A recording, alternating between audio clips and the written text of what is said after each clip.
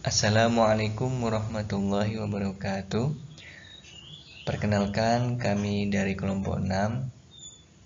Saya atas nama Irfan Mansur dan teman saya Janggi Maksuda akan mempresentasikan implementasi prinsip-prinsip filsafat dan etika keilmuan dalam iptek dengan sistematika, ontologi, epistemologi, dan aksiologi.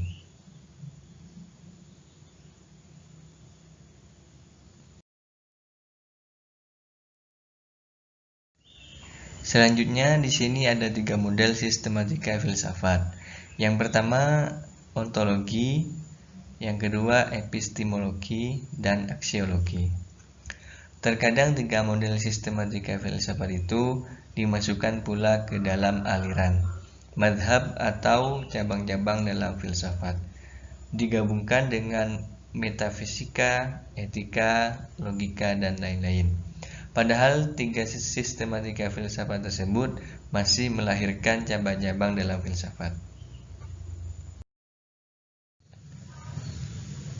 Yang pertama, ontologi. Ontologi dikenal dengan istilah filsafat hakikat. Ada yang memasukkan ontologi ke dalam bidang metafisika bersama filsafat alam, filsafat manusia, dan filsafat ketuhanan.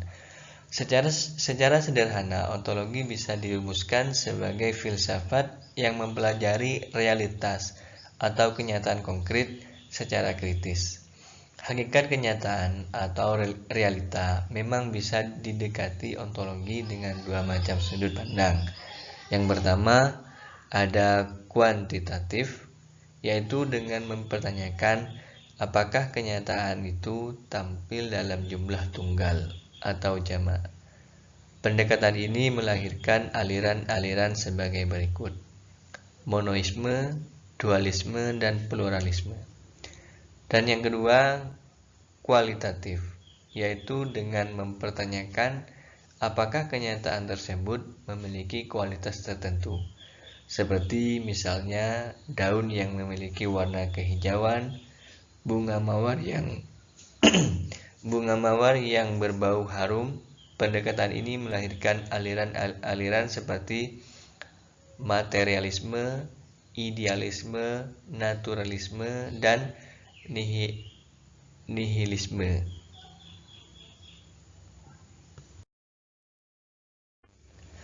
Selanjutnya, epistemologi.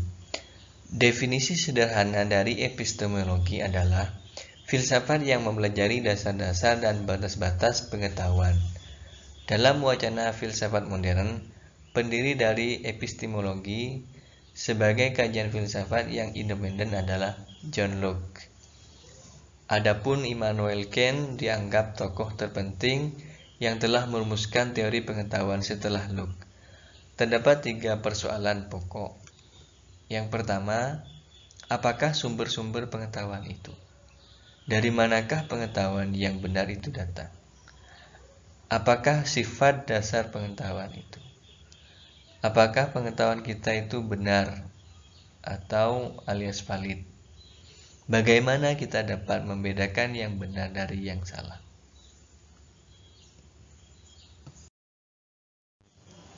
Dari pertanyaan-pertanyaan di atas melahirkan 2 golongan.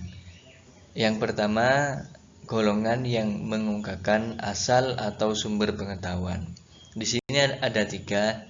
Yang pertama, rasionalisme atau sumber pengetahuan manusia ialah pikiran atau rasio. Yang kedua, empirisme atau pengetahuan manusia berasal dari pengalaman manusia, dari dunia luar yang ditangkap oleh panca inderanya. Yang ketiga, kritisme atau pengetahuan manusia itu baik dari dunia luar maupun jiwa manusia. Yang kedua, golongan yang mengemukakan hakikat pengetahuan manusia. Di sini ada 2. Yang pertama, realisme atau pengetahuan tergantung pada fakta yang terjadi, bukan pada yang kita harapkan atau inginkan. Yang kedua, idealisme Pengetahuan tidak lain berasal dari kejadian dalam jiwa manusia. Selanjutnya, aksiologi. Aksiologi adalah filsafat yang secara khusus mengkaji cita-cita, sistem nilai atau nilai-nilai mutlak, yaitu nilai-nilai yang dianggap sebagai tujuan utama. Nilai-nilai ini dalam filsafat adalah al-haq atau kebenaran, kebaikan dan keindahan. Oleh karena itu, pembahasan tentang filsafat nilai ini dibagi menjadi 3 bagian. Yang pertama, logika atau membahas nilai kebenaran yang membantu kita pada komitmen kebenaran dan menjauhi kesalahan. Yang kedua, etika atau filsafat moral, membahas nilai kebaikan, kewajiban, dan tanggung jawab moral. Dan yang ketiga, ilmu estetika atau membahas nilai keindahan.